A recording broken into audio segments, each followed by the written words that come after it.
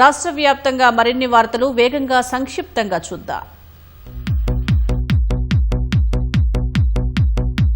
నూతన పట్టాదారు పాస్ పుస్తకాలు ఇవ్వాలంటూ నెల్లికుదురు మండలం మాలేరు రైతులు మహబూబాబాద్ కలెక్టరేట్ ఎదుట ధర్నా నిర్వహించారు. 165వ సర్వే నెంబరులో 20 మందికి పాస్ పుస్తకాలు అందక బ్యాంకు రుణాలు అందడం లేదని ఆవేదన వ్యక్తం చేశారు. పెద్దపల్లి జిల్లా అంతర్గాం మండలం న్యూ మొగల్ పహాడ్లో NTPC super thermal power project phase 2 ash pond నిర్మాణానికి చేపట్టిన భూసేకరణ సభ ప్రశాంతంగా ముగిసింది.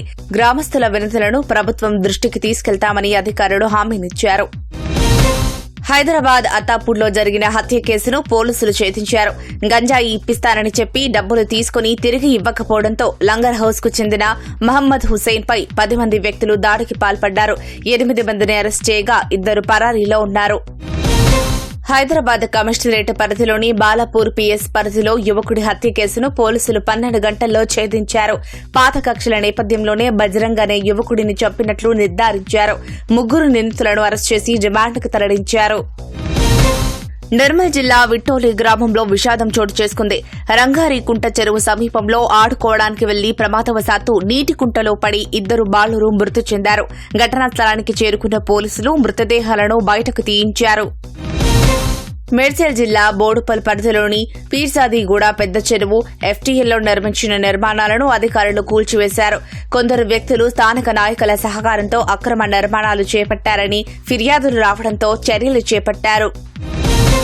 సంగారెడ్డి జిల్లా పటాన్చేరు పరిధిలో 2 వేర్వేరు చోట్ల ఆబ్కారీ ఎన్ఫోర్స్మెంట్ అధికారులు 6.188 కిలోల గంజాయిని స్వాధీనం చేసుకుని 2 అదుపులోకి తీసుకున్నారు. మహబూబ్ నగర్ జిల్లా జడ్చలలో పోలీసులు 2 కిలోల 700 గ్రాముల గంజాయి స్వాధీనం చేసుకుని 2 అరెస్ట్ చేశారు. సంగారెడ్డిలో పీసీసీ వర్కింగ్ ప్రెసిడెంట్ జగ్గారెడ్డి 50 మంది చిన్నారులకు సైకిళ్లు అందించారు. వేసవి సెలవుల్లో చిన్నారులు ఆరోగ్యం కాపాడుకుంటూ జాగ్రత్తగా ఉండాలని చిన్నారులకు జగ్గారెడ్డి సూచించారు. మరో 600 సైకిళ్లు పంపిణీ చేస్తామని తెలిపారు.